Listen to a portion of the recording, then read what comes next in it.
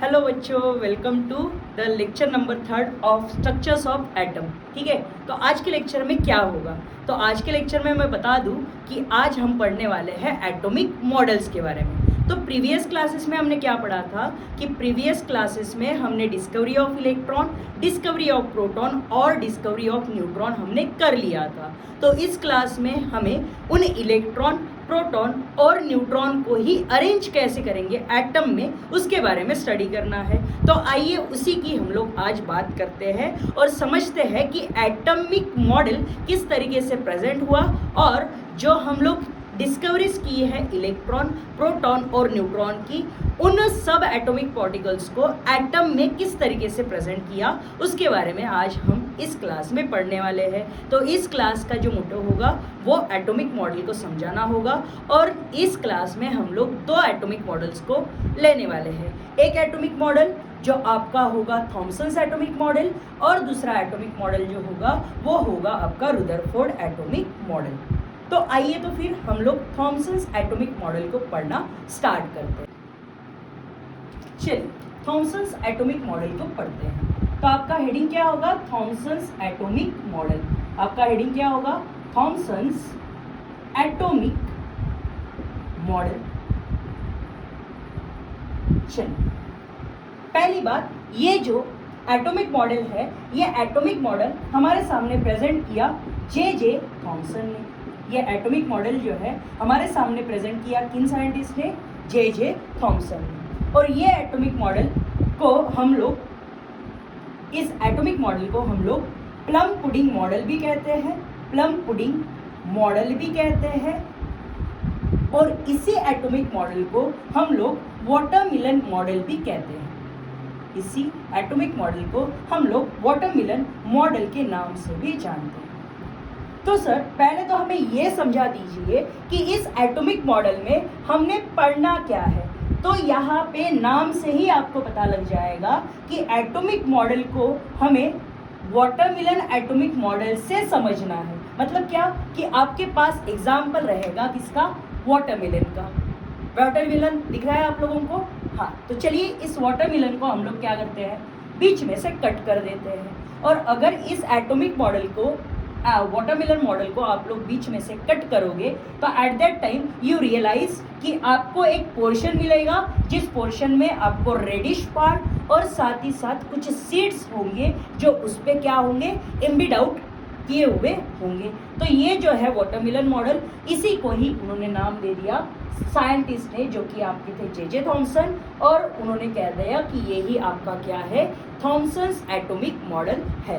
तो आइए इसके कुछ पॉइंट्स लिखते हैं जहां से आपको समझ में आएगा कि हाँ सर, थॉमसन्स एटॉमिक मॉडल कुछ इस तरीके का होगा और जिसमें हमारा प्रोटॉन और इलेक्ट्रॉन किस तरीके से अरेंज्ड है, ये भी बात आपको समझ में आएगी। तो चलिए स्टार्ट करते हैं कि समझते हैं कि हमारे वाटरमेलन में किस तरीके से पॉजिटिव चार्ज को रिप्रेजेंट किया है और किस तरीके से निगेटिव चार्ज को रिप्रेजेंट किया है। मतलब कि प्रोटॉन को किस तरीके से बताया गया है और इलेक्ट्रॉन को किस तरीके से बताया गया है।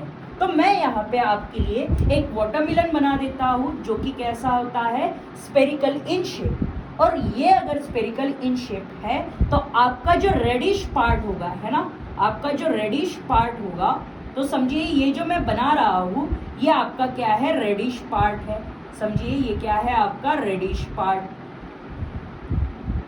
तो ये आपका रेडिश पार्ट होता है। तो रेडिश पार्ट क्या है?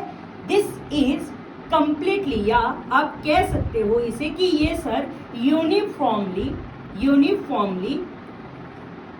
डिस्ट्रीब्यूटेड है। ये कैसा है? यूनिफॉर्मली डिस्ट्रीब्यूटेड है। और इसको कहा गया है, ये जो रेडिश पार्ट यूनिफॉर्मली डिस्ट्रीब्यूटेड है, रेडिश पार्ट जो है आपका यूनिफॉर्मली डिस्ट्रीब्यूटेड है, और इसी पार्ट को कहा गया है प्रोटॉन। या आप कह सकते हो कि ये आपका क्या है, पॉजिटिवली चार्ज्ड। यही आपका क्या है, पॉजिटिवली चार्ज्ड पार्ट है। और जो आपको सीड्स दिख रही है, सपोज करिए कुछ इस तरीके से, है ना, ये क्या है, आपकी सीड्स होती है, है ना। तो ये जो सीड्स है आपको दिखाई दे रही है, इन सीड्स को यहाँ पे क्या किया गया है, इम्बेड आउट किया हुआ है ना, इम्बेड आउट किया हुआ है। मतलब यहाँ पे हम लोग इस तरीके से सीड ली और उस सीड को कुछ इस तरीके से अरेंज करवा दिया। तो हमने क्या बात पढ़ी यहाँ पे, देखिए जो यूनिफॉर्मली डिस्ट्रीब्यूटेड पार्ट है वाटरमेलन का, जिसको हम लोग रेडिश पार्ट के तरह देखते हैं, तो रेडिश पार्ट क्या है, जो कि आपका यूनिफॉर्मली डिस्ट्रीब्यूटेड पार्ट है, और उसी यूनिफॉर्मली डिस्ट्रीब्यूटेड पार्ट को इन्होंने फिर बोल दिया कि ये पॉजिटिवली चार्ज पार्ट है। और हमें ये बात पता है कि पॉजिटिवली चार्ज जो पार्ट होता है उसको हम लोग प्यार से प्रोटॉन कहते हैं, उसे हम लोग प्यार से प्रोटॉन कहते हैं। तो साथ ही साथ ये जो पार्ट जो इम्बेड आउट किया हुआ है, जिसको हम लोग सीड्स कह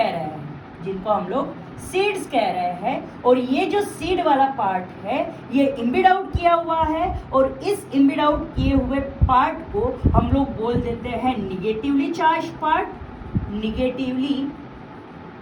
चार्ज पार्ट। और आपको ये भी बात पता है ना, आपको ये भी बात पता है कि सर अगर निगेटिवली चार्ज पार्ट है तो सर हमें उसको प्यार से कहना होगा क्या, इलेक्ट्रॉन। मतलब इन्होंने दो जो बातें बोली ये हमारी क्लियर है। तो इन्होंने तीसरी बात हमें कह दी, और जिसपे हमें क्या है कि पता चल गया कि एटम क्या होता है, एटम इज केमिकली न्यूट्रल। तो आपको इससे क्या पता लग रहा है कि जितना पॉजिटिव चार्ज होगा उतना ही निगेटिव चार्ज होगा। मतलब क्या कि एटम जब आप देखोगे तो एटम में आपका जो पॉजिटिव चार्ज है वो positive charge which is equals to the negative charge.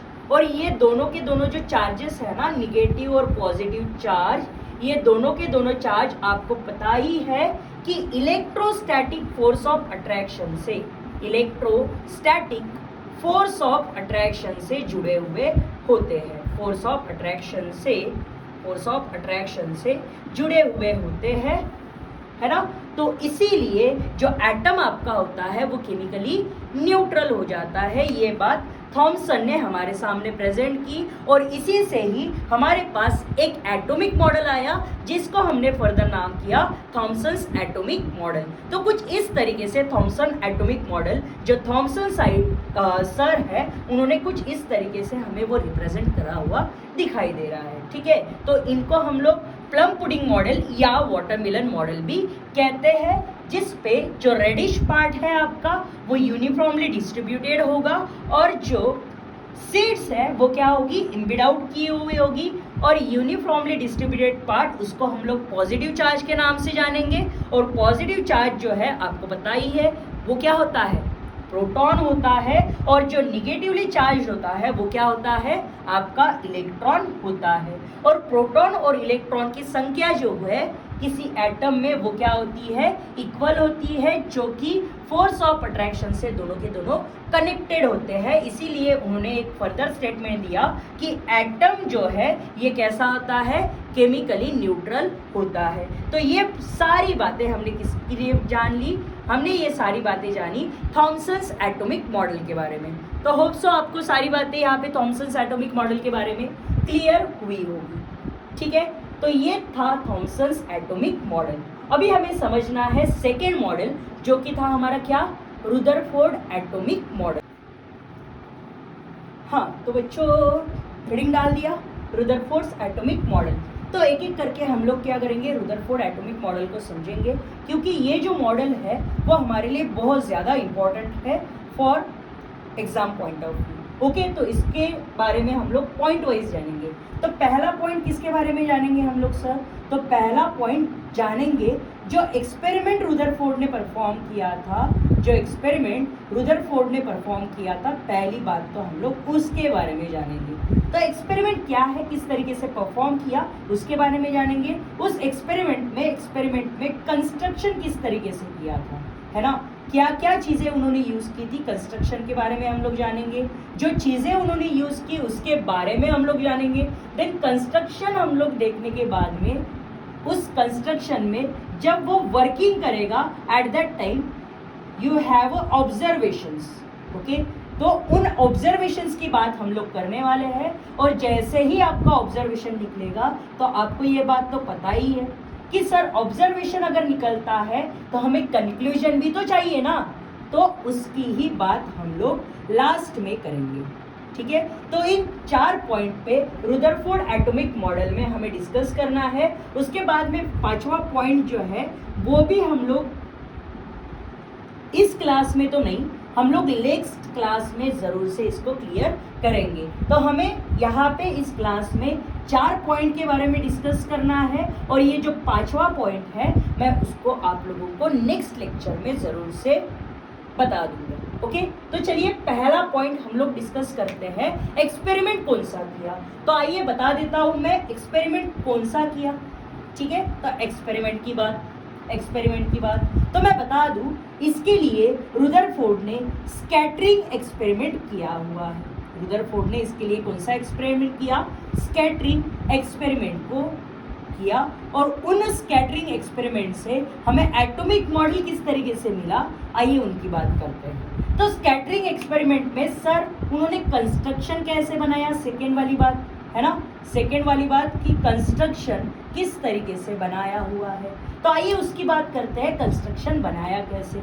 तो उन्होंने क्या किया, उन्होंने लिया सोर्स ऑफ अल्फा पार्टिकल जो कि यहाँ पे लीड बॉक्स में रखा हुआ था। क्या लिया यहाँ पे, ये जो आपको शो हो रहा है, this is your alpha particle, this is your alpha particle and alpha particle which is further goes to the lead plate, further goes to the lead plate and after that your gold foil is placed। ठीक है, ये जो है आपकी क्या रहेगी, gold foil होगी sir, gold foil होगी। और ये जो गोल्ड फॉइल है ये कोटेड है ना, ये एक जगह पे बैठी हुई है जहाँ पे हमने क्या लगाया, चारों तरफ से हमने यहाँ पे स्क्रीन लगाई हुई है ना, चारों तरफ से हमने क्या लगा दी, यहाँ पे सर स्क्रीन भी लगा दी।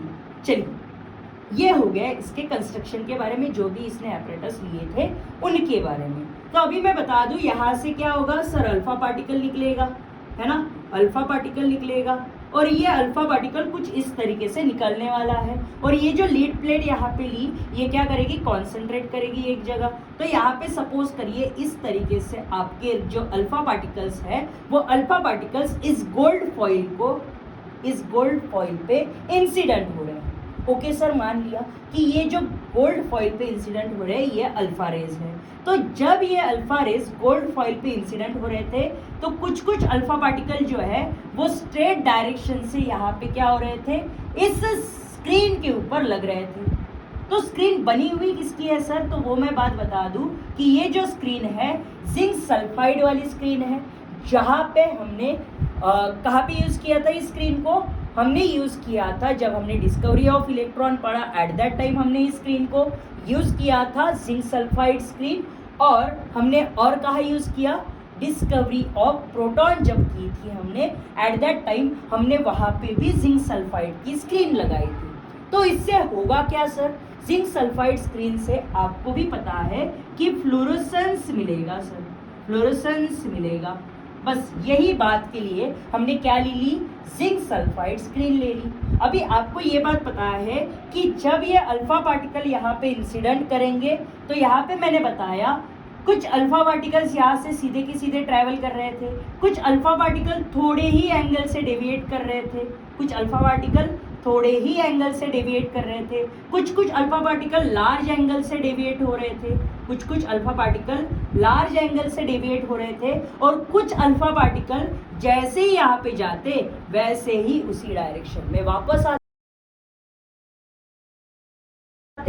मतलब क्या कि सर यहाँ पे कुछ हमें ऑब्जर्वेशंस भी मिल रहे हैं। तो आइए उनकी बात कर लेते हैं फटाक से, ऑब्जर्वेशंस को समझते हैं, जहां से आप कंक्लूजन भी निकालोगे कि सर एटम जो थॉमसन ने बताया वो एक्चुअल में है या नहीं है। तो आइए पहले तो हम लोग क्या करते हैं, हमारा पॉइंट नंबर जो थर्ड था वो था अबाउट ऑब्जर्वेशंस। अबाउट किसके बारे में, ऑब्जर्वेशन के बारे में ये पॉइंट था। आइए समझाता हूं मैं कि ऑब्जर्वेशंस क्या क्या निकले। पहला ऑब्जर्वेशन जो था, जब हमने अल्फा पार्टिकल को इंसिडेंट करवाया, at that time some alpha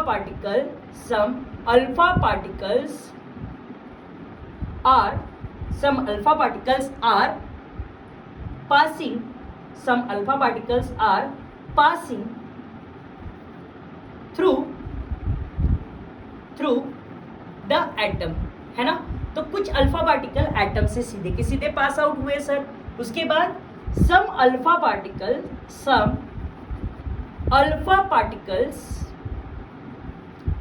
are deflected, है ना। कुछ अल्फा पार्टिकल क्या हुए सर, कुछ अल्फा पार्टिकल डिफ्लेक्ट हुए बट इन स्मॉल एंगल, है ना।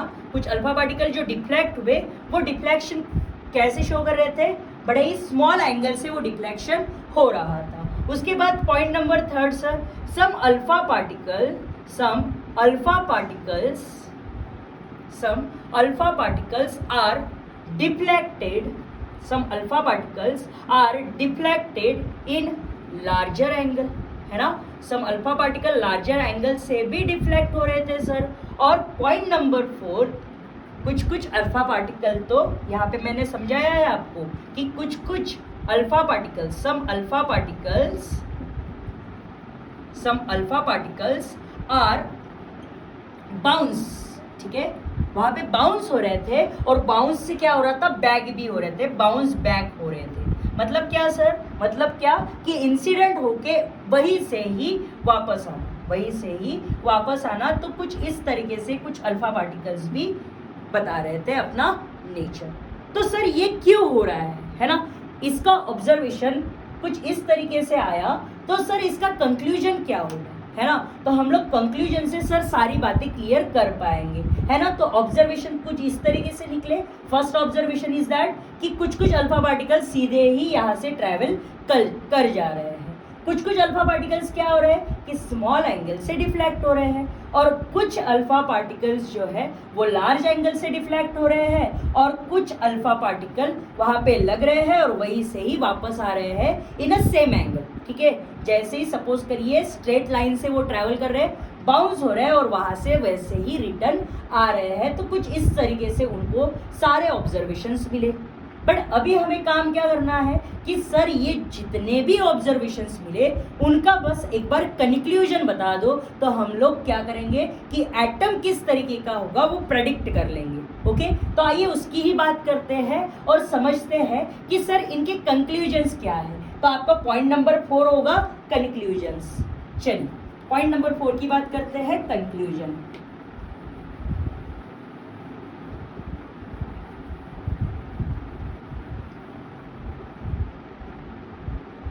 Point number 4 conclusion.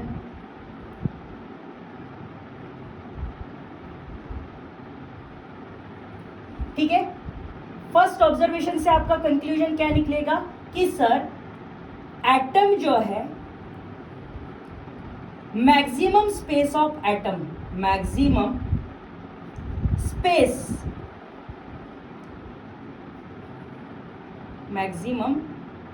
Space in a atom is empty, है ना सर। मैक्सिमम स्पेस जो है एटम का एम्प्टी है, इसीलिए तो सर अल्फा पार्टिकल सीधे के सीधे ट्रैवल कर रहे हैं ना। Very good. उसके बाद सर सेकेंड और थर्ड के लिए आप क्या बोलोगे कि कुछ पॉजिटिव चार्ज का influence, positive charge influence is present at certain distance, ठीक है। किसी सर्टेन डिस्टेंस पे वो जो पॉजिटिव चार्ज है उसका इन्फ्लुएंस पहुंच रहा है, that's why deflection takes place. Okay, तो ये बात थी।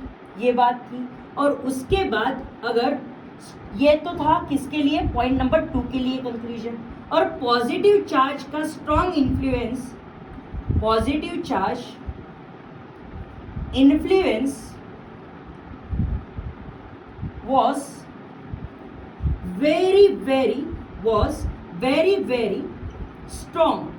ठीक है, उस कारण से क्या हो रहा है कि लार्ज डिफ्लेक्शन दिख रहा है हमें, है ना। उस कारण से हमें क्या दिख रहा है सर, लार्जर डिफ्लेक्शन दिख रहा है। और सर अगर बात करें पॉइंट नंबर 4 की, तो यहाँ पे आपको क्या दिखाई दे रहा है कि सर पॉइंट नंबर 4 से हमें ये पता लग रहा है कि अगर हमारा एटम कुछ इस तरीके का है, वो एटम पे हमारा अल्फा पार्टिकल जाएगा और जाके वहीं से ही रिटर्न हो जाएगा, वहां पे जाएगा और वहीं से ही रिटर्न हो जाएगा। तो इससे आपको क्या पता लग रहा है कि पॉजिटिव चार्ज जो है, पॉजिटिवली चार्ज जो है वो एक जगह, ठीक है, which is positive charge is concentrated, है ना, एक जगह क्या है वो कॉन्सेंट्रेटेड इन अ एटम। सो आपका जो सर पॉजिटिव चार्ज है ना वो एक जगह कॉन्सेंट्रेटेड है, उसी कारण से जैसे ही जिस डायरेक्शन में वो अल्फा पार्टिकल जा रहे हैं उसी डायरेक्शन से तो वो वापस आ पा रहे हैं। इसलिए हम लोग क्या बोलते हैं कि जो आपका पॉजिटिवली चार्ज पार्टिकल होगा, जो पॉजिटिवली चार्ज होगा वो कहीं तो भी एक जगह कॉन्सेंट्रेटेड है। तो ये सारे कंक्लूजन्स जो है उन ऑब्जर्वेशन से निकल रहे हैं। ठीक है, तो अभी इस कंक्लूजन को हम लोग किस तरीके से स्ट्रक्चर प्रेडिक्ट करने के लिए यूज करेंगे, आइए उसको देखते हैं। ओके, चलिए इतना हो चुका होगा तो बताइए नेक्स्ट मैं क्या करता हूँ, आपके लिए बता देता हूँ कि इस कंक्लूजन का इंपॉर्टेंस हमको स्ट्रक्चर प्रेडिक्ट करने में, इसका एटम का स्ट्रक्चर प्रेडिक्ट करने में किस तरीके से हेल्प करता है। चलिए ठीक है, ये इरेज कर लेता हूँ मैं और फिर बताता हूँ आपको।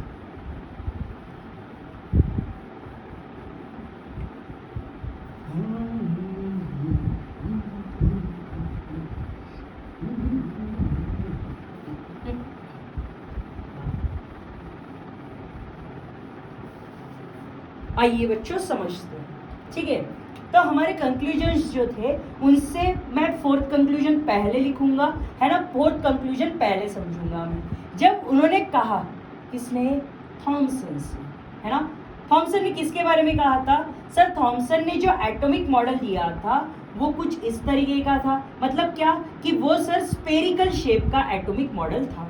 चलिए मान लेते हैं कि ये स्फेरिकल शेप है, बट थॉमसन ने ये भी कहा था सर कि पॉजिटिव चार्ज कंप्लीटली डिस्ट्रीब्यूटेड होता है।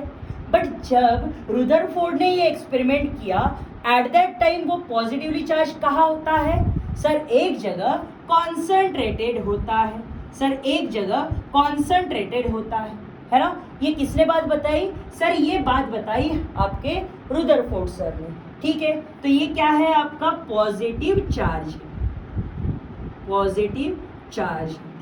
मतलब हम लोग समझ रहे हैं कि थॉमसन ने गलती कहा थी। हम लोग क्या समझ रहे हैं कि थॉमसन सर ने गलती कहा थी। तो पहली गलती ये थी, और उसके बाद दूसरी गलती क्या थी कि दूसरी गलती तो इन्होंने इलेक्ट्रॉन की पोजीशन ही नहीं बताई थी, ये थी इनकी दूसरी गलती। तो उस गलती को ओवरकम करते हुए रुदरफोर्ड ने कहा कि जब आप एटम बनाओगे, और एटम आपको पता है कि क्या होता है, केमिकली न्यूट्रल होता है। तो अगर ये पॉजिटिव चार्ज एक जगह कॉन्सेंट्रेटेड है तो उसकी सराउंड में आपके क्या होंगे, इलेक्ट्रॉन होंगे। उसके सराउंड में आपके क्या होंगे, इलेक्ट्रॉन होंगे। और ये जो इलेक्ट्रॉन है किसी फिक्स्ड ऑर्बिट में या फिक्स्ड सर्कुलर पाथ में, ठीक है, कैसा, फिक्स्ड सर्कुलर पाथ में ये आपको घूमते हुए दिखेंगे, ये आपको घूमते हुए दिखेंगे। और उसी सर्कुलर पाथ को, उसी फिक्स सर्कुलर पाथ को उन्होंने नाम दे दिया कि सर ये आपके क्या है, ऑर्बिट है। ये आपके क्या है, ऑर्बिट है। तो उसके बारे में बता दिया। मतलब क्या कि सर एटॉमिक मॉडल कैसा होगा कि उसके पास पॉजिटिवली चार्ज एक डेंस सरफेस होगा जहाँ पे पूरा का पूरा पॉजिटिवली चार्ज क्या होगा, कॉन्सेंट्रेटेड होगा। और जो इलेक्ट्रॉन है ये घूमते रहेंगे। और जहाँ पे आपका पॉजिटिव चार्ज होगा ना, तो उन्होंने उसको नाम दे दिया कि ये भाई आपका क्या होगा, न्यूक्लियस होगा।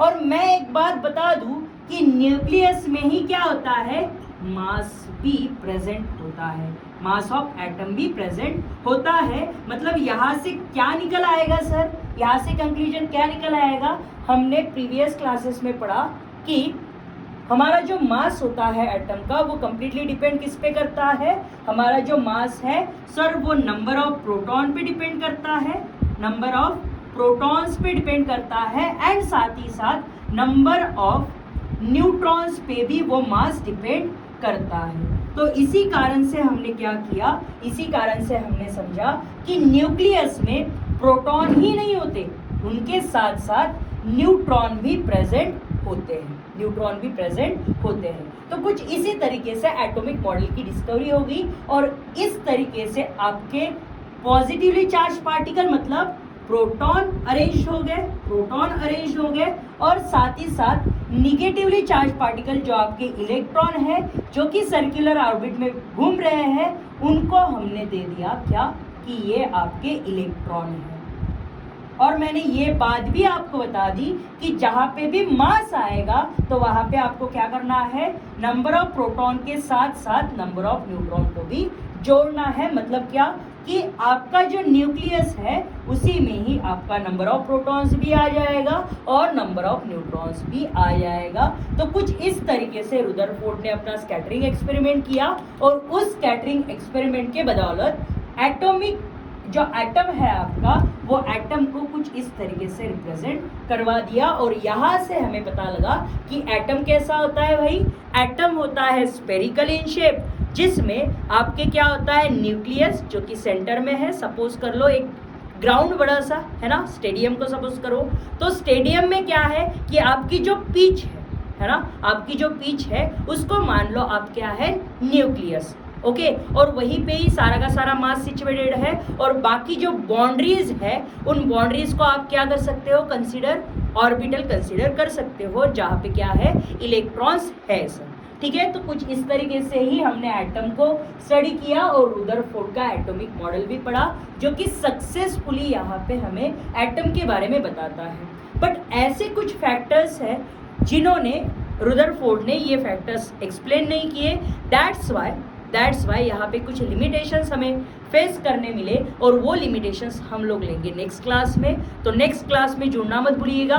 तो नेक्स्ट क्लास में हम लोग क्या करेंगे, इनके लिमिटेशंस को देखेंगे और साथ ही साथ हमने जितने भी कंसेप्ट लिए हुए हैं उनके जो प्रीवियस ईयर क्वेश्चंस है उनको भी हम लोग लेने वाले हैं। ठीक है, तो आज की क्लास में इतना ही रखते हैं। हमने क्या क्या बात पढ़ी, हमने पढ़ा है थॉमसन्स एटॉमिक मॉडल को और साथ ही साथ हमने किसको पढ़ा, रुदरफोर्ड एटॉमिक मॉडल को। तो होप सो आपका ये क्लियर हुआ होगा।